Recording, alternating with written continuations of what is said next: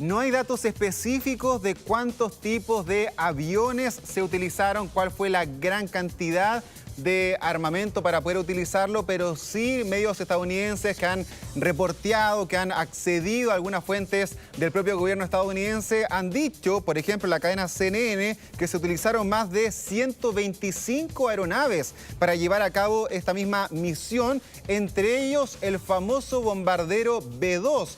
Habrían sido entre 5 a 10 unidades de este tipo de aeronave, que es bastante particular porque el fuselaje es como si fuese una especie de murciélago, ¿no? Ahí como en triángulo, pero también por el contenido que tiene, el poder llevar armamento especial para ser utilizado para penetrar bajo tierra. A ver, Mariane y comandante, si nos pueden detallar un poquito cómo es este mismo artefacto.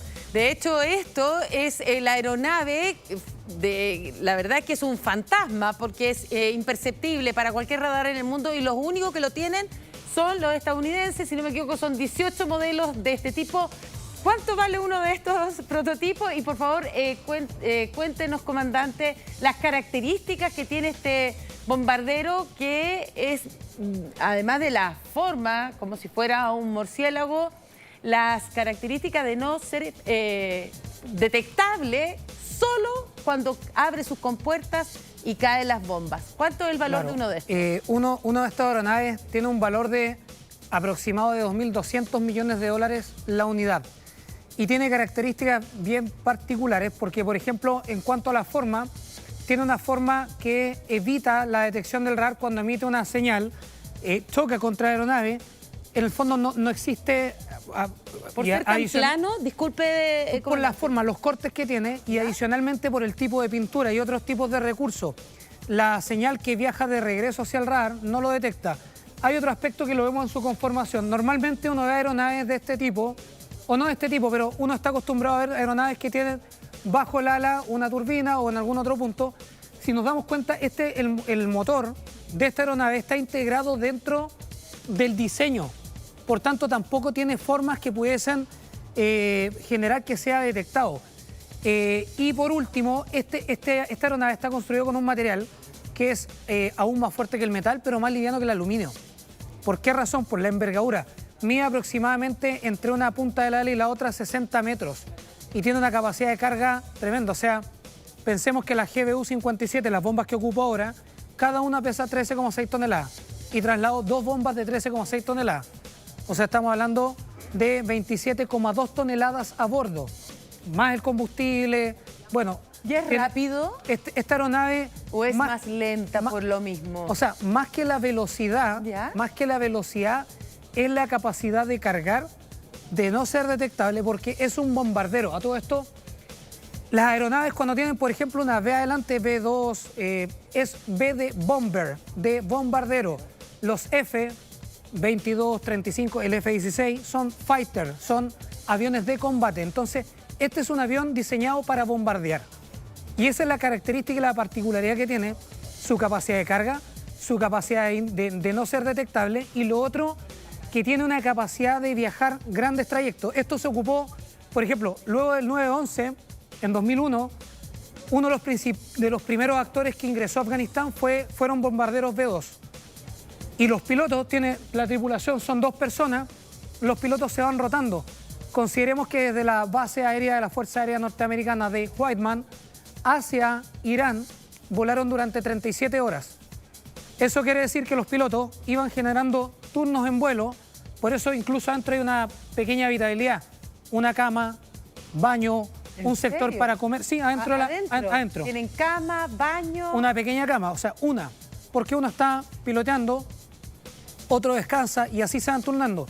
Y la capacidad finalmente de una aeronave para ser efectiva va en la capacidad del piloto. ¿Por qué? Porque este avión se puede reabastecer en vuelo, o sea, si los pilotos pudieran volar, es malo decirlo, pero eternamente podrían ir reabasteciéndolo en vuelo con los KC-135. En este caso fueron 37 horas. Eso te iba a decir. Hacia Irán, y después esta aeronave vuelve a Estados Unidos. Entonces, ¿cuántas veces tuvo que ser reabastecido en vuelo para poder perpetrar el ataque y luego regresar a territorio estadounidense? Ese no es un dato único. ¿Por qué? Porque, por ejemplo, cuando despegaron de Estados Unidos, este avión esta aeronave despegó con 27,2 toneladas extra que después las liberó en Irán, o sea, las dos bombas. Entonces, el consumo de combustible no va a ser el mismo. La cantidad de repostaje o de reabastecimiento de combustible en el vuelo desde Missouri hacia Irán, fue en varias ocasiones. De hecho, eso es uno de los aspectos que por fuentes abiertas se señalaba y se pensaba que podía ir cargando, porque este avión no se detecta, pero sí los aviones reabastecedores en vuelo. Entonces, en radares se veía que el avión reabastecedor despegaba, cumplía una misión, volvía, y era porque estaban reabasteciendo a estos 7 bombarderos B-2 en vuelo. Entonces, ¿era visible? ¿Eran No visibles? el avión. Ya. No el avión no. No. Pero los aviones que los reabastecían en vuelo sí eran visibles. O sea, esos eran los momentos de peligrosidad. Pero ¿dónde se reabastezca? También se planifica. No es que el KC-135 despegue directo hacia el B-2, lo reabastezca y se sepa, acá es, porque es parte de una planificación. Lo que se busca es ocultar este recurso lo máximo que se pueda, y este momento, cuando abre esas compuertas, es el único momento en que se detecta. Exacto. Aunque hubo algunas señales, cuando iba a su recorrido hacia la zona de Medio Oriente, hubo informaciones durante la mañana, yo estaba viendo el día de ayer, que habían detectado que estas naves ya se estaban movilizando. No sabemos si la detectaron a través de radares o de información de inteligencia, pero ya sabían que iban rumbo, y luego finalmente en la noche supimos de que esto había ocurrido. Ahora, cuando realizan el ataque, ¿cuánto tiempo tienen para realizar esta misma maniobra y luego salir inmediatamente del espacio aéreo iraní? O sea, como esto está planificado y las bombas son inteligentes, entre comillas, que van siendo guiadas, basta que abra las compuertas, que libere las bombas toman la trayectoria en el fondo hacia el blanco, y el avión cierra las compuertas y sigue y vuelve a desaparecer. ¿Dónde se reabastezca después? Es un tema de la planificación de la operación aérea. Ya, eso es un tema. Y lo otro, efectivamente había indicios, porque cuando se mueven estos KC-135, que son unas grandes aeronaves que van con combustible de aeronave y que reabastecen, ¿no es cierto? Estados Unidos despegó hacia el este con los bombarderos y se fueron haciendo reabastecimiento hacia el este hasta llegar a Irán. Exacto. Pero antes del despegue también hubo bombarderos que despegaron hacia el oeste.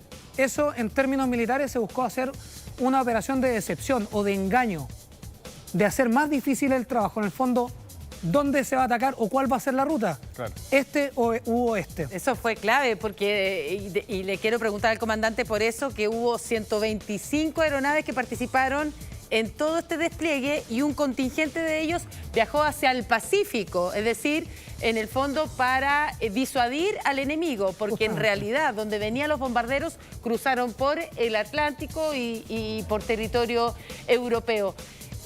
Un despliegue de 125 aeronaves es, digamos, estamos hablando de otro tipo de dimensión para que Estados Unidos fuera efectivo el ataque, ¿o es particularmente especial por la situación que estamos viendo ahora?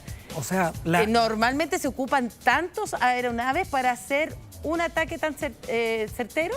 O sea, 125. Solamente miremos un dato, solamente bombarderos B-2 de 2.200 millones de dólares, solamente esto tiene 18. La cantidad de aeronaves que tiene Estados Unidos es tremendamente alta, y no solamente en cantidad, en calidad. ¿En qué sentido? Con esta tecnología, este tipo de tecnología. Entonces, acá vemos en la imagen, inicialmente se diagrama o se explica la salida del vuelo, ¿no es cierto? Claro. Y se grafica un carguero de combustible, pero junto con esto llega un punto en que, por ejemplo, hay otro tipo de aeronaves de escolta. Estos son de características F, fighter, o aviones de combate que pueden defender a estos bombarderos cuando van volando.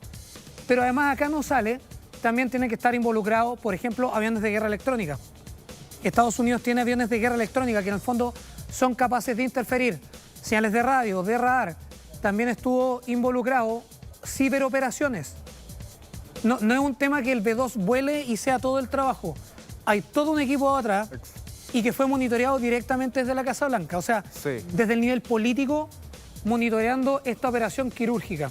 Ahora, aquí también, si sigue esta trayectoria que estamos viendo aquí, toda esta cantidad de aeronaves, uno podría inferir, ¿no?, que pasaron por el espacio aéreo también de otros países. Por ejemplo, aquí se ve, veo el norte de Marruecos, el sur de España, Portugal, el caso de Libia, el sur justamente de Italia. Es decir, tuvieron que tomar la trayectoria y probablemente pedir permiso a estos países, o también se hace a través de incógnito el haber pasado por ahí.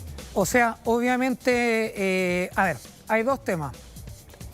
La respuesta específica a eso, yo creo que no es de respuesta concreta. ¿En qué sentido? Cuando Estados Unidos decide planificar una operación de estas características, no creo que le dé el detalle a algún país de pedirle la autorización específica a tal hora, a tal fecha, porque es muy decidor. Sí. Podría haber solicitado, no sé, algún aliado autorización del empleo del espacio aéreo para X actividad, pero de aquellos estados que no son aliados a Estados Unidos, los B-2 vuelan a 12 kilómetros y medio sobre el nivel de la Tierra. Entonces, es una aeronave indetectable. Pasó lo mismo en 2001 en Afganistán. Este avión despega y desaparece.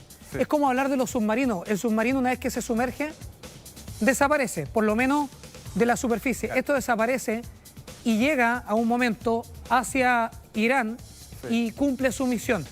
Ahora, Estados Unidos tiene un porte y una espalda estratégica que es bastante amplia en relación con su poder. Entonces, particularmente estimo que acá no pidió una autorización a cada estado para poder... Queda la duda que tendría que haberlo hecho por estar sobrevolando justamente espacio aéreo de estos otros países y probablemente violando esa misma soberanía. Ahora, Mariane, Estados Unidos también fue muy inteligente a nivel comunicacional, porque recordemos que el día jueves habló la vocera de la Casa Blanca, ¿cierto?, diciendo de que Donald Trump se había dado un plazo de 2 semanas para definir la decisión que iba a tomar. Hay muchos medios de comunicación que interpretaron esto como que en 2 semanas más Trump iba a decidir, es decir, se iba a tomar una ventana de 14 días. Pero la palabra que usó la vocera fue within 2 weeks. Dentro de 2 semanas, no en 2 semanas. Por eso hay muchos 48 medios, horas finalmente. Hay muchos medios que lo malinterpretaron, pero era dentro de un espacio de 14 días, pero seguramente en el inconsciente, Mariane, todos quedaron con 2 semanas, 2 semanas, 2 semanas. Imagino que Irán esperaba también que fueran 2 semanas y fue antes. Claro, porque nosotros no asistimos, bueno, en definitiva toda la prensa, y nosotros leemos esa prensa y la interpretación fue esa, y por eso nosotros también esperábamos este ataque de 2 semanas. Un punto de este ataque que me llama la atención. Isfahan, una de las 3 centrales nucleares, fue impactada pero por misiles Tomahawk lanzados desde submarinos que están aquí en el Golfo Pérsico. ¿Cómo es el misil Tomahawk? Que yo creo que deberíamos explicarlo, y por qué aplicaron ese mecanismo solo para esa central, a diferencia de los bombarderos B-2 que utilizó Estados Unidos, digamos, a través de estas aeronaves invisibles. Ya, a ver, cuando se planifica una operación de estas características, vemos que hay básicamente 3 objetivos o 3 blancos. Tiene que haber un análisis previo, en el fondo, que se llama targeting, y en el targeting se decide por los blancos, cuál blanco y cuál es en el fondo la conformación de ese blanco.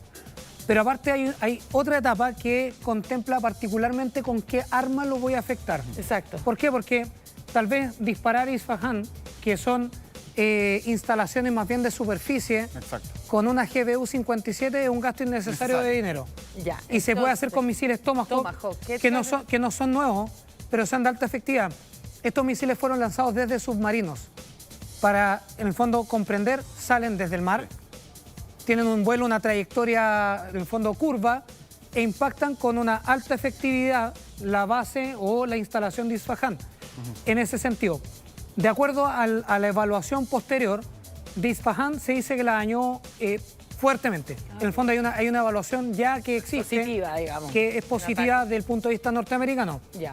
De la base aérea, de la instalación nuclear de Natanz, también existe en condicional, dice que se podría haber afectado fuertemente porque, si bien las centrífugas estaban en un complejo subterráneo, era más de superficie. En Fordow es donde está todavía la incógnita de cuál es la evaluación del daño final. Se ven los impactos, pero no se sabe qué ocurrió abajo. Exactamente, seguramente están revisando ahí las imágenes satelitales para ver cuál fue el daño, hacer las evaluaciones justamente de este mismo tema. Y hay un tema que es muy relevante, que es ver cómo esta bomba, la antibúnker, funciona y no explota inmediatamente ahí en la tierra. Vamos a hacer una pequeña pausa y ya seguimos analizando esta crisis en Medio Oriente.